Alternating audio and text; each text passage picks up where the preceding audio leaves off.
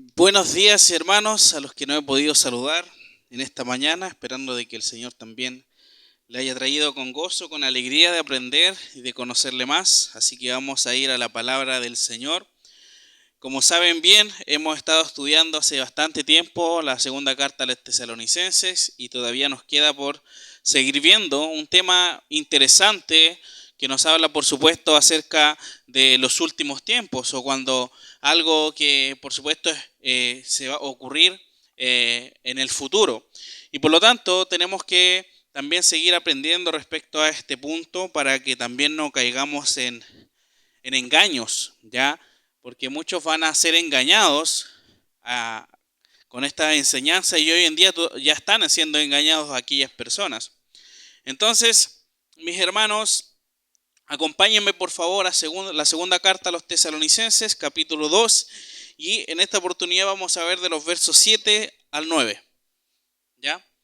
Segunda carta a los Tesalonicenses, capítulo 2, versos 7 al 9. Dice así la palabra del Señor.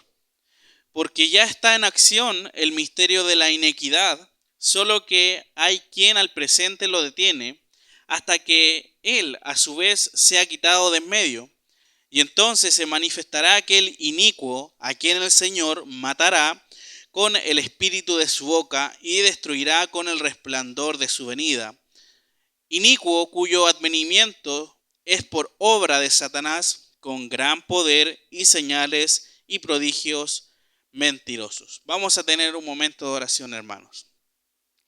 Amado Señor, en esta mañana te pedimos para que podamos reflexionar, que tu palabra nos hable a nuestra vida, a nuestro corazón, y que por supuesto podamos llevar esto no solamente al conocimiento intelectual, Señor, sino que sea una verdad en nosotros. Pedimos por tu palabra para que sea glorificada en nuestras vidas, para que podamos realmente entenderla y podamos estar dispuestos a escucharla atentamente. Te agradecemos en el nombre de Jesús. Amén. Bien, hermanos, el contexto que este pasaje nos entrega es que ante el falso anuncio, allá en el capítulo 2 ya, de la llegada del día del Señor, hemos dicho bastante acerca de esto. El día del Señor no es el día domingo, sino que el día donde nos congregamos. Pero el día del Señor, hablando del punto de vista bíblico, o el día de Jehová, es el día donde el Señor, o el periodo de tiempo denominado día del Señor, cuando Él va a derramar su juicio, ya, contra los incrédulos, contra los que no quisieron conocer ni obedecerle. Y Pablo advierte a los hermanos de Tesalónica que no se alarmen de estos anuncios y no se dejen engañar por ellos, el cual estuvo junto a ellos, en este caso el apóstol en Tesalónica, les habló sobre estos acontecimientos. Por eso Pablo también en el versículo 5 le dice, ¿no os acordáis que cuando yo estaba todavía con vosotros os decía esto? Eso da a entender, hermanos, que Pablo, cuando estuvo de forma presencial junto a ellos, les habló de esto. Ellos tienen que recordar estos acontecimientos, recordar lo que Pablo les dijo. Antes que venga el día del Señor debe anteceder, hermanos, como hemos visto, la apostasía. ¿Qué es lo que dijimos de la apostasía? Era un evento único que no se ha vivido todavía, en el cual nadie va a creer en alguien, nadie va a creer en un ser divino, en Dios. Ya va a llegar a tal nivel la incredulidad que eso realmente va a marcar un acontecimiento histórico. Además se va a manifestar lo que conocemos como el anticristo. Lo describe acá el apóstol Pablo como el hombre de pecado, el hijo de perdición, ¿ya? El hombre de maldad y por supuesto la perdición, que es el fin que va a tener este hombre, el cual se va a sentar en el templo, dice la escritura, en el trono de Dios. ¿Por qué? Porque yo les comentaba también que ese acontecimiento va a ser en la tribulación, ¿ya? Y les vuelvo a remarcar el esquema que hemos tenido. Viene lo que conocemos como el arrebatamiento, cuando ascendemos a las nubes y nos encontramos con el Señor. Luego en el cielo vamos a estar compartiendo con nuestro Señor. Y por supuesto acá en la tierra va a haber tribulación y van a empezar estas cosas, ¿ya? La apostasía, se va a manifestar a este hombre, y va a hacer un pacto con los judíos, los que hoy en día son tradicionalistas, los que todavía siguen creyendo los pactos en la ley de Moisés y no en Cristo, porque nunca reconocieron a Jesús como el Mesías. Esas personas todavía van a estar acá y a este hombre lo van a reconocer como su Mesías. Por eso se va a sentar en el trono de Dios, en el templo. Hoy en día tampoco hay templo. ¿Ya? Todavía se tiene que construir porque se derribó, solamente hay un muro que se llama el muro de los lamentos, ya donde están ahí golpeándose la cabeza algunas personas, en un lugar turístico, pero todavía falta, por eso hermanos, todavía falta para este acontecimiento y por eso Pablo también quiere dejar en claro eso. No es un sinónimo de relajarse, no es un sinónimo de libertinaje, sino que es algo que tenemos que tener claro que todavía no ha pasado por la gracia del Señor. ¿Por qué? Porque la gente que va a estar en aquel tiempo posiblemente es gente que nosotros conozcamos si es que el Señor viene pronto. Por eso es importante que nosotros hablemos del Señor y transmitamos el Evangelio a los que conocemos. Y no a los que no conocemos también, a los que hemos podido compartir con alguna persona en la calle, en la micro, etc. ¿Ya? Entonces, hermanos, Pablo también les menciona que ellos saben que qué es lo que impide el anticristo sea manifestado. Es decir, hay algo que en estos momentos está impidiendo que el anticristo sea manifestado. Y yo lo que les dije fue que alguien con el poder de poder impedir esto es solamente Dios. Y vamos a ver que es Dios, por supuesto, a través del Espíritu Santo. Eso es lo que vamos a ver también ahora. Entonces, mis hermanos, lo que yo quiero compartir con ustedes en estos versos es la aniquilación del anticristo, porque eso es lo que va a pasar. El Señor va a destruir a este hombre que se ha levantado para usurparle, para tratar de ser superior a él. Entonces, este anticristo va a ser manifestado en la tierra por un periodo de tiempo, pero sin embargo Dios ya tiene predestinada su destrucción. ¿Por qué creen? Y se menciona que Satanás anda como león rugente buscando a quien devorar, porque sabe que tiene los días contados, podríamos decir. Sabe que le queda poco tiempo. ¿Por qué? Porque el Señor ya dijo que iba a destruirle. Y es importante también entender, hermanos, de que todo lo que Satanás hace es bajo el control de Dios. Dios, no hay nada que se le escape a Dios y Satanás le sorprenda, no. Es solamente lo que Dios le permite hacer. Entonces, mis hermanos, como hemos visto, los versos 7 al 9, va a describir el apóstol acá la aniquilación del anticristo. Y comienza en el versículo 7, la primera parte dice: porque ya está en acción el misterio de la iniquidad. ¿Ya? La palabra misterio, hermanos, se refiere a un conocimiento que estaba previamente oculto, ya algo que no estaba revelado. Es decir, es un secreto.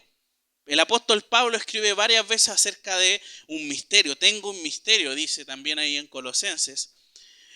Sin embargo, Pablo está revelando este secreto que se refiere a que la iniquidad, es decir, un secreto de la maldad, de la rebelión contra Dios, ya está desarrollándose en el presente. Es lo que está diciendo Pablo. Porque ya está en acción, es decir, ahora, en aquel tiempo y hoy en día también, este secreto de maldad está ya trabajando. No es algo que haya estado oculto, no es algo que no se sepa, es algo que ya está actuando el poder del enemigo. Esta acción, hermanos, de inequidad es algo invisible a los ojos. Nosotros no vemos a Satanás, nosotros no vemos a los demonios porque son seres espirituales, seres que se sitúan en las regiones celestes, dice la palabra de Dios, en el aire. No son personas que andan caminando, sino que son seres espirituales. Y nos dice ahí en Efesios capítulo 6, versículo 12 respecto a esto. Porque no tenemos lucha contra sangre y carne, sino contra principados, contra potestades, contra los gobernadores de las tinieblas de este siglo, contra huestes espirituales de maldad en las regiones celestes. ¿Dónde son las regiones celestes? No se refiere que un lugar donde esté bañado de azul, sino que en el cielo, ya en el aire, eso se está refiriendo, regiones celestes. Posiblemente, mis hermanos, las tribulaciones que estaban pasando eran señales que se interpretaron como que el día del Señor había llegado y por lo tanto el juicio vendría de parte de Dios. Pero Pablo, hermanos, eso deja en claro de que la iniquidad de Satanás está en acción en el presente, no se ha manifestado de forma completa, pero sí está actuando, ¿ya? La maldad está y no podemos ver todos los días con solamente prender el televisor cómo está la maldad. Con saber las noticias acá de nuestro medio solamente nos damos cuenta cómo está la maldad.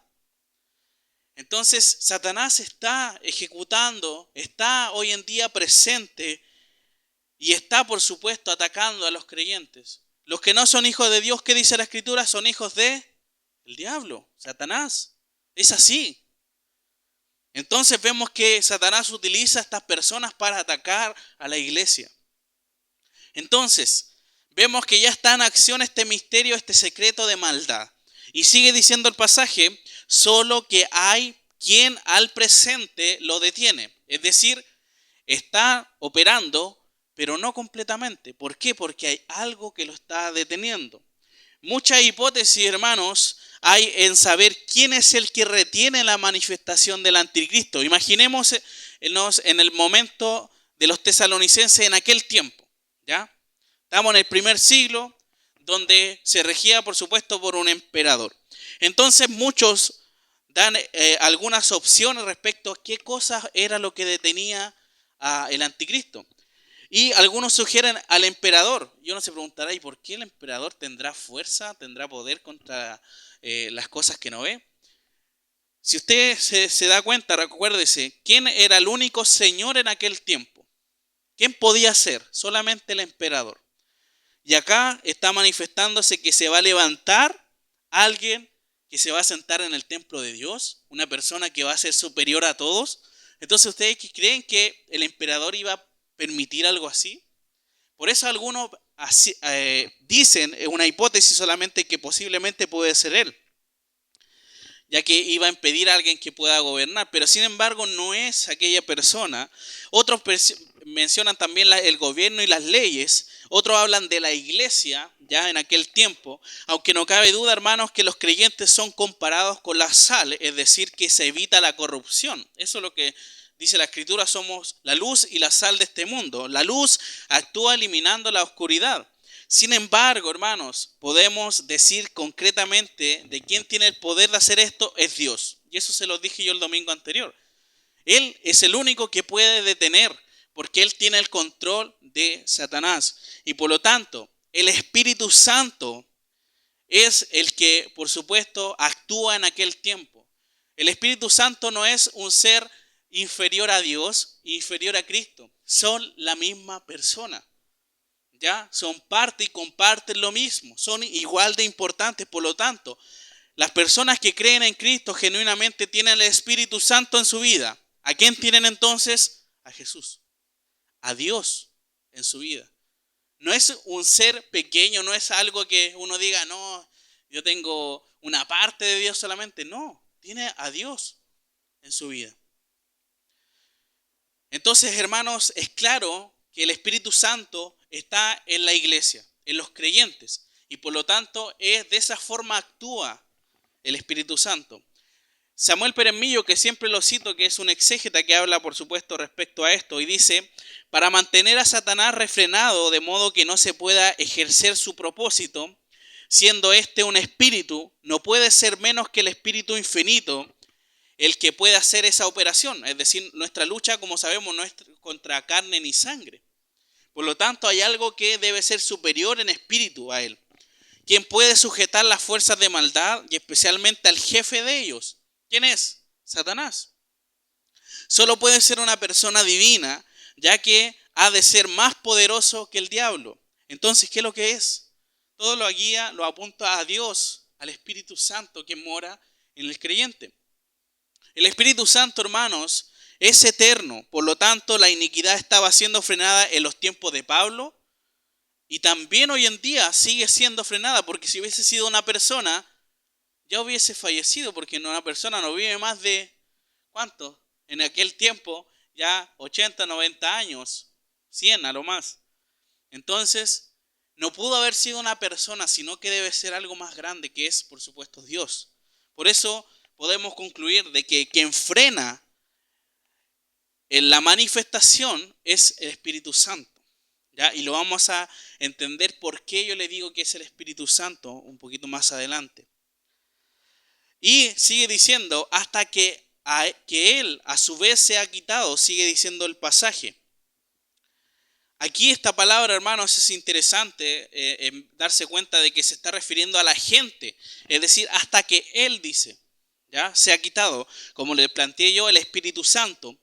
La manifestación del anticristo, el Espíritu Santo, esta traducción, mis hermanos, es muy limitada, el decir que aquella persona o aquel ser se ha quitado. La palabra quitado, hermanos, también se entiende como apartarse, ¿ya? Dar paso, es decir, una persona cuando uno era muy pequeño también, cuando jugaba con su amiguito, le colocaba algo en la puerta para que no pudieran pasar, pero al momento de ya no había tanta fuerza y uno les cedía el paso, ¿ya? Lo mismo está tratándose acá.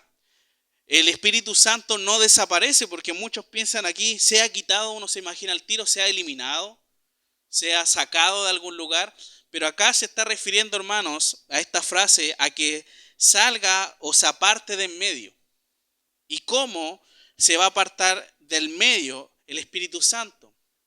Recuerden, hermanos, que estos acontecimientos van a ser después del arrebatamiento de la iglesia.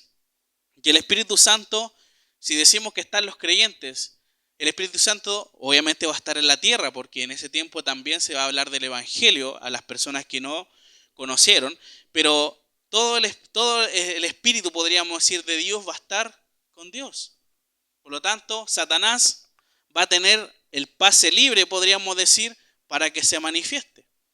Por eso esta palabra se está refiriendo a poder apartarse de en medio, demostrando un cesar de impedir de que éste se manifieste. Cuando seamos arrebatados, vamos a estar con el Señor. Y por lo tanto va a tener ahí Satanás, podríamos decir, el paso para que pudiera empezar así a manifestar a este hombre de maldad y de esa forma también pueda hacer todo lo que acabamos también de aprender. Esta actividad de retener cesará al ser arrebatada la iglesia, ¿ya? Y vamos a ver por qué.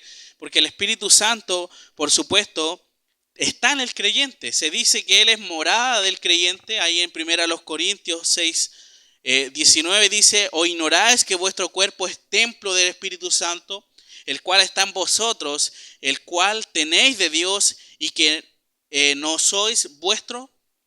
También el Espíritu Santo es un sello, se dice en la Escritura, es el sello para el creyente, es propiedad de Dios. Es como cuando uno marca al ganado, ¿cierto? Le hace una marca. Es lo mismo que el Espíritu Santo hace en el creyente, es un sello. Y se nos dice ahí en Efesios capítulo 1, verso 13, en él también vosotros, habiendo oído la palabra de verdad, el evangelio de vuestra salvación, y habiendo creído en él, fuisteis sellados con el Espíritu Santo de la promesa. Entonces el Espíritu Santo mora en el creyente, el Espíritu Santo es el sello, la propiedad de Dios, y también el Espíritu Santo, dentro de otras cosas, se manifiesta en plenitud para guiar rectamente. Ahí en Efesios también se dice en el capítulo 5, el verso 18, no os embriaguéis con vino, en el cual hay disolución, antes bien sed llenos del Espíritu. Cuando una persona llena del Espíritu, obviamente no va a guiarse haciendo cosas contrarias al Espíritu, o va a hacer cosas que no guíen, porque uno va a ser lleno. Una persona cuando está llena del Espíritu es cuando está lleno del Señor, cuando está guiado por la Escritura, cuando aprende, conoce, ora al Señor. Eso es llenarse del Señor. Entonces, en este primer versículo, hermanos, hemos visto de que ya está en acción en aquel tiempo, en los tiempos de Pablo y también en lo de nosotros, las fuerzas del enemigo están presentes y hoy en día también lo podemos ver. Pero vemos que hay algo que lo detiene, que hemos dicho que es el Espíritu Santo, que mora en el creyente y va a tener ese paso, podríamos decir, de Satanás cuando el Espíritu Santo le otorgue ese paso, cuando el creyente ya esté en la presencia del Señor. ¿Ya? Versículo 8, y sigue diciendo, y entonces se manifestará aquel inicuo. Solamente de esa forma. Ya no va a haber algo que a Dios se le va a escapar o no va a seguir lo que Él ha estipulado en su palabra. Ese es el orden. Primeramente debe darle el paso, la persona que lo detiene, esa tranca que lo detiene, esa puerta, tiene que abrirse para que Él pueda recién manifestarse. Y dice, se manifestará aquel inicuo. Y el apóstol, hermanos, enfatiza ahora en el tiempo en que el hombre de pecado, el anticristo, aquí lo denomina como inicuo. La palabra inicuo se refiere a un malhechor, a un sin ley, a un pagano, a un impío. Y se ha manifestado ya en aquel tiempo. Eso está diciendo que cuando ya se dé la posibilidad de que Él se manifieste, se manifestará.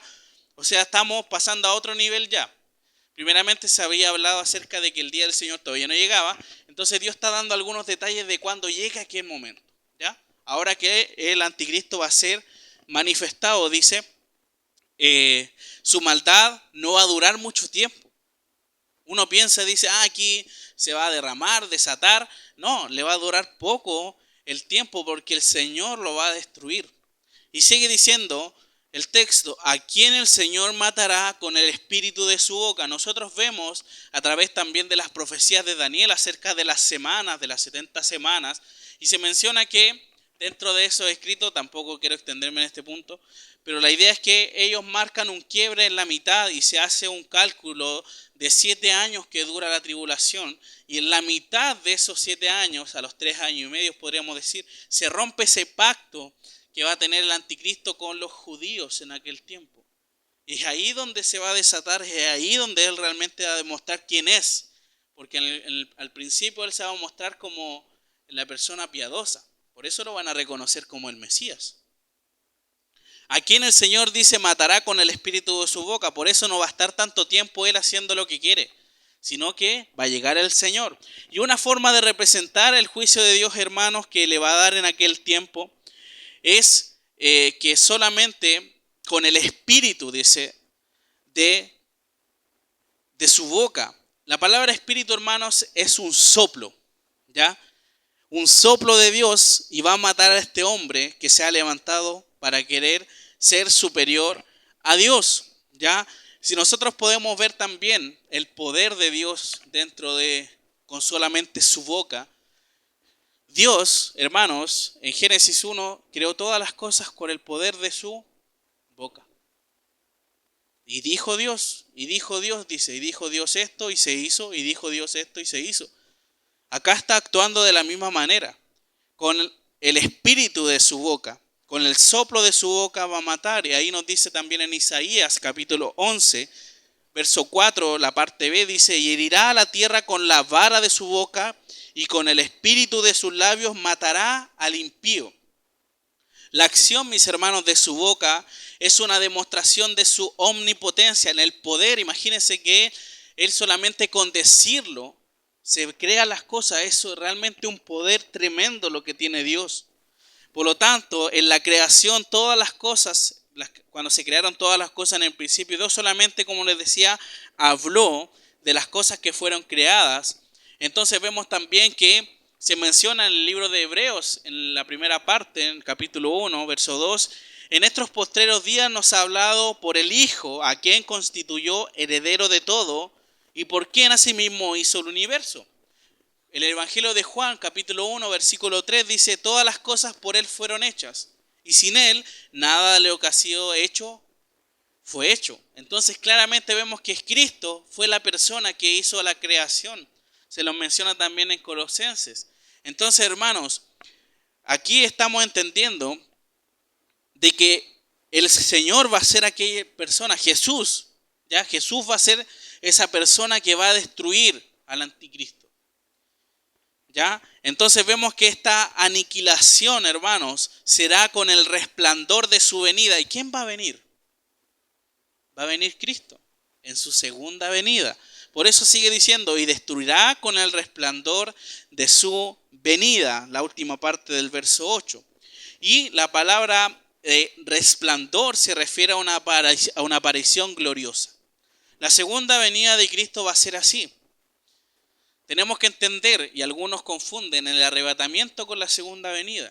No es lo mismo. El arrebatamiento, el creyente va a ascender a los cielos, y en la segunda venida Cristo va a venir a la tierra. ¿Ya? Por lo tanto, en ese momento, conocido también como la parusía, es decir, la venida del Señor, donde el Señor vendrá en su venida a la tierra y su aparición será visible en todo el mundo, entonces Cristo no va a venir como siervo, como leemos también en Filipenses, ¿ya? Que se despojó a sí mismo en forma de siervo. Ya no va a venir así. Ahora va a venir realmente como un guerrero a derramar la justicia de Dios. No va a venir ahora para demostrar o dar salvación, va a venir a destruir. Eso es lo que va a hacer el Señor en su segunda venida. Por lo tanto, vemos también ahí en Isaías capítulo 66, versos 15 y 16, dice: porque he aquí que Jehová vendrá con fuego y sus carros como torbellino, para descargar su ira con furor y su reprensión con llama de fuego, porque Jehová juzgará con fuego y con su espada a todo hombre, y los muertos de Jehová serán multiplicados. Hermanos, acompáñenme a Apocalipsis capítulo 19. Vamos a ver aquí ese momento cuando el Señor va a venir. Jesús va a venir en aquel tiempo. Y vamos a leer, mis hermanos, Apocalipsis 19, de los versos 11 al 16. Capítulo 19, versos 11 al 16 de Apocalipsis. Muchas veces nos gusta saber de qué se tratan estos temas, Apocalipsis sobre todo, ¿cierto? Cuando se habla acerca de los caballos, de los jinetes. Aquí vamos a ver la aparición de Jesús, el jinete de caballo blanco, se conoce. Ese Jesús que va a venir a la tierra. ¿Y qué va a hacer? Dice ahí, versículo 11 en adelante: entonces vi el cielo abierto y he aquí un caballo blanco. El que lo montaba se llamaba Fiel y Verdadero, y con justicia juzga y pelea. Recuerde, Cristo va a venir como un guerrero, va a venir a derramar justicia. Sus ojos eran como llama de fuego, y había en su cabeza muchas diademas, y tenía un nombre escrito que ninguno conocía sino él mismo. Estaba vestido de una ropa teñida en sangre, y su nombre es el Verbo de Dios. Y los ejércitos celestiales, vestidos de lino finísimo, blanco y limpio, le seguían en caballos blancos. De su boca sale una espada aguda para herir con ella las naciones, y la regirá con vara de hierro, y él pisa el lagar del vino del furor y de la ira del Dios Todopoderoso. Por eso sus vestiduras van a venir con sangre. Cuando uno está en un lagar, cuando se está haciendo el vino, ¿qué hacen con los pies? Empiezan a moverse y obviamente salpica. Eso es lo que el Señor va a hacer. Va a derramar sangre en aquel tiempo. Y en su vestidura y en su muslo tiene escrito este nombre: Rey de Reyes y Señor de Señores. Es Cristo, la persona que está ahí. Versículo 19, un poquito más adelante, dice: y vi a la bestia, a los reyes de la tierra y a sus ejércitos reunidos para guerrear contra el que montaba el caballo y contra su ejército. Versículo 20, y la bestia fue apresada, es decir, Satanás, y con ella, ¿quién? El falso profeta. ¿Hablando acerca de quién? Del anticristo, que había hecho delante de ella las señales con las cuales había engañado a los que recibieron la marca de la bestia y habían adorado su imagen. Estos dos fueron lanzados vivos dentro de un lago de fuego que arde con azufre. Eso es lo que se nos detalla en el libro de Revelaciones respecto cuando el Señor venga, y por eso va a destruir al anticristo. Va a derramar su sangre. Versículo 9, volviendo ya a segunda a los Tesalonicenses, hermanos. Capítulo 2, versículo 9 dice: inicuo, cuyo advenimiento es por obra de Satanás. No es Satanás, sino que es otra persona que es guiada por Satanás. Y es interesante esta frase, advenimiento, que se refiere a venida igual. ¿Ya? Es decir, inicuo cuya venida es por obra de Satanás, cuya manifestación, podríamos decir, es por obra de Satanás. Satanás es quien guía para engañar, y las palabras que se señalan la venida de este hombre inicuo son las mismas que describen a Jesucristo, hermanos. Él quiere imitar a Dios, quiere ser como Dios, por lo tanto también se manifiesta y quiere manifestarse como Él. Primeramente, en referencia a su venida, Cristo va a venir, Él también aparece, ¿ya? También vamos a ver que el Señor Jesucristo llegó a esta tierra haciendo señales, con poder, con señales y prodigios. Pero vemos aquí que Satanás también, dice acá, cuyo advenimiento es por obra de Satanás, con gran poder y señales y prodigios, mentirosos. Va a venir de la misma forma que Jesucristo vino en su ministerio, pero con la diferencia, hermanos, de que esta vida de este hombre guiado por Satanás es algo falso, es una mentira, es mentiroso. Y como aquí se señala, hermanos, que este hombre va a venir de esta forma, en Hechos capítulo 2, versículo 22 se dice cómo Jesús vino. Por eso le digo, Él quiere ser la copia, quiere ser como Dios.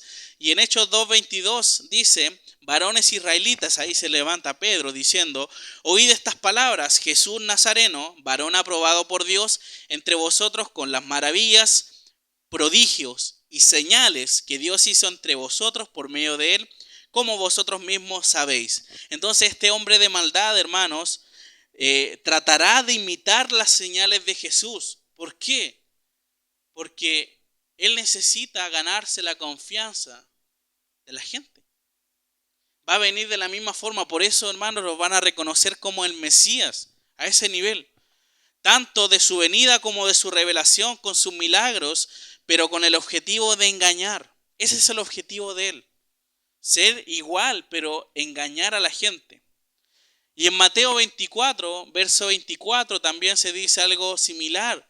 Porque se levantarán falsos cristos y falsos profetas que harán grandes señales y prodigios de tal manera que engañarán, si fuere posible, aún a los escogidos. Entonces, hermanos, eso es lo que nosotros podemos ver en aquel tiempo. En aquel tiempo se va a manifestar, pero sin embargo vamos a ver, hermanos, de que ese hombre inicuo que es guiado por Satanás va a ser destruido por Dios. Y obviamente va a apresar a la bestia del Señor. Se dice que va a estar encadenada la bestia. Entonces, mis hermanos, lo que detalla acá, y también es de consuelo para los tesalonicenses en aquel tiempo, es de que su sufrimiento va a ser llevado a la justicia por Dios. Si ustedes están sintiendo sufrimiento en aquel tiempo, ahora, por causa del enemigo, porque todas las cosas que hace el enemigo son para perjudicar a los creyentes, tiene que pensar que él va a tener su pago. Realmente va a recibir su merecido cuando el Señor venga a esta tierra. Venga en su segunda venida y venga a traer su juicio contra este hombre, guiado por Satanás. Nosotros podemos definir, mis hermanos, en estos versos, que el creyente tiene el Espíritu Santo en su vida. Es así. El Espíritu Santo es la morada, es el sello y es la plenitud de Dios en los creyentes. Por tanto, podemos resistir los ataques del enemigo. No estamos solos. No podemos decir, Satanás me tiene atrapado, Satanás me engañó. Porque tenemos el Espíritu de Dios. La persona que tiene el Espíritu de Dios no es engañada fácilmente. Por lo tanto, hermanos, tenemos las fuerzas para impedir también su manifestación. Estamos en el tiempo de la gracia de Dios, el tiempo de la iglesia, donde el Señor está obrando a través de la iglesia. Por lo tanto, nosotros somos parte de la iglesia universal de Cristo. La iglesia no es esta solamente, sino que la iglesia es que realmente prediquen el evangelio y hayan creyentes genuinos, por supuesto. Satanás, mis hermanos, como les decía, anda como león rugiente buscando a quien devorar, ya que sabe que a su debido tiempo Jesús en su segunda venida vendrá a detener todos sus ataques. Por eso él todavía tiene esa libertad de moverse y decir y tratar de engañar lo mayor posible o desviar a las personas del camino del Señor. No podemos decir, no, si aquí ya Satanás no me puede hacer nada, o Satanás en realidad no está haciendo nada. No, si todas las cosas que pasan hoy en día, hermanos, son por causa de Él en este mundo. Se dice que Él es el príncipe de la potestad del aire. Es la persona que está gobernando la tierra. Pero obviamente bajo la mano de Dios, es decir, bajo la autoridad de Dios. Dios controla y Dios permite las cosas. Dios está por sobre todas las cosas. Mis hermanos, Jesús vendrá a derramar su justicia sobre todos los que esté en manos de Satanás. Y como les decía, la persona que no es hijo de Dios es hijo de Satanás, es familia de Satanás y por lo tanto, ¿qué va a pasar con ellos? Cuando el Señor venga va a destruir. Va a demostrar su gran poder y su soberanía sobre todo. También, mis hermanos, el Señor tiene todo bajo su poder. Por tanto, debemos descansar en que todos sus propósitos son perfectos. No podemos decir Dios se equivocó o Dios realmente no se dio cuenta de esto. No, porque Dios tenía todo bajo control y Dios tiene bajo todo control las cosas. Por lo tanto, hermanos, busquemos, ese es el llamado en esta hora, que busquemos ser fieles al Señor y aferrarnos a que Él, por supuesto, nos traslade pronto junto a Él. El domingo pasado, de forma cómica, pregunté quién anhela llegar, que el Señor venga, y escuché por ahí que venga, pero todavía no. Pero el anhelo del creyente debe ser que el Señor venga, que el Señor nos lleve a donde está Él, en este arrebatamiento, en este rapto de la iglesia. Porque ahí se va a acabar todo sufrimiento, todo dolor, toda cosa que en este mundo estemos pasando. Por lo tanto, eso es lo que hay que hacer, hermano, mantenerse fiel a la palabra del Señor, mantenerse fiel al Señor. Hoy en día, hermanos, muchas veces ponemos otras cosas por sobre Dios. Hoy día mismo podemos ver un ejemplo. ¿Cuántos hermanos no hay hoy día? Entonces ahí uno se da cuenta y dice, ¿qué está primero? ¿Qué está primero? ¿Está primero el Señor? ¿O está primero lo que yo pienso que es más urgente? Porque tengo el lunes, tengo el martes libre también para poder hacer las cosas. No quiero decir que estoy haciendo que los hermanos, los que no han venido, estén mal. Posiblemente algunos que están pasando alguna situación compleja, no sé. Pero a lo que voy yo, cuando las personas quieren agradar al Señor, van a buscar al Señor, van a buscar que Él sea lo más importante en su vida.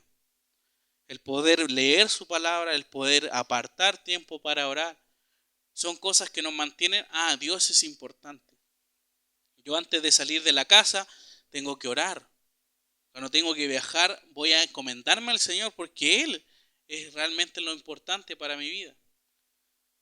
Ante cualquier decisión, ante cualquier cosa que nosotros tengamos que hacer, tenemos que pedirle al Señor que nos guíe, que nos ilumine para saber si esto lo que estoy haciendo es bueno.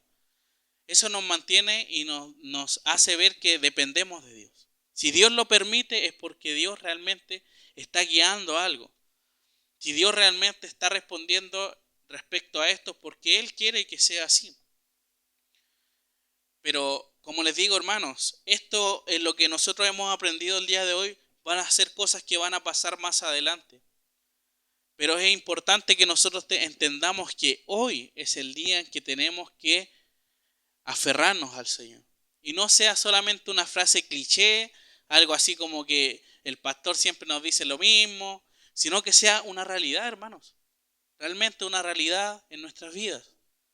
Que busquemos al Señor, que leamos su palabra, porque van a llegar momentos en donde van a tener comezón por escuchar la palabra de Dios y no va a haber palabra de Dios. Imagínense, hermanos, vivimos en un país que todavía tiene libertad de culto, todavía no sabemos qué va a pasar después. Pero hay países donde no tienen esa libertad. Hay países donde se tienen que congregar en las tantas de la madrugada para poder reunirse, porque los persiguen. Hay gente que en realidad tiene que guiarse en una plaza a través de un cordel con los ojos vendados para no saber en dónde realmente se van a reunir. ¿Por qué? Porque si agarran a uno, le van a empezar a apretar y van a decir, ¿dónde están los demás? De esa forma se reúnen los creyentes en otros lugares donde les persiguen, hermanos. Y nosotros tenemos el privilegio de leer nuestra Biblia sin que nadie los moleste. Dense cuenta lo privilegiosos que somos nosotros. Por eso, hermanos, tenemos que volver al Señor, volver a la Escritura.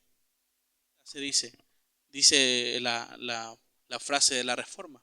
Solo Cristo, solo la fe, solo a Dios la gloria, solo la gracia del Señor. Mis hermanos, vamos a terminar este tiempo en oración. Te agradezco, Padre, por esta oportunidad que me das de transmitir tu palabra. Sabemos que estos acontecimientos son cosas que van a pasar a futuro, pero es importante también que tengamos en claro para no ser engañados y que nos digan que vamos a estar sufriendo cosas que realmente todavía no vienen. Ayúdanos, Padre, a poder también transmitir el Evangelio, sabiendo que hoy en día el mundo está cada vez más, pero más en maldad, y por lo tanto esto está anunciando algunas cosas que pueden pasar.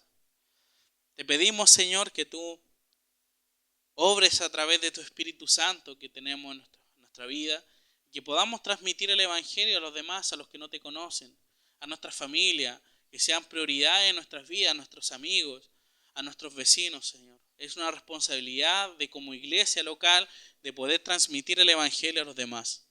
Te pedimos, Señor, que nos des ese ánimo, que saque la vergüenza, que podamos instruirnos en tu palabra para poder hablar sin tener miedo a equivocarnos. Sabemos que necesitamos de ti todos los días y el día domingo es solamente una instancia en donde aprendemos en forma general de la Escritura. Pero la vida de piedad es todos los días, Señor. Todos los días debemos leer, debemos estudiar tu palabra. Y ayúdanos, Señor, a poder hacerlo. Muchas veces no tenemos deseo de hacerlo. Muchas veces ponemos otras cosas por sobre las importantes. Y ayúdanos, Padre, a poder organizarnos. Hay tiempo para todo. Pero por sobre todo hay tiempo para ti, que es lo más importante. Te lo pedimos en el nombre de Cristo Jesús. Amén.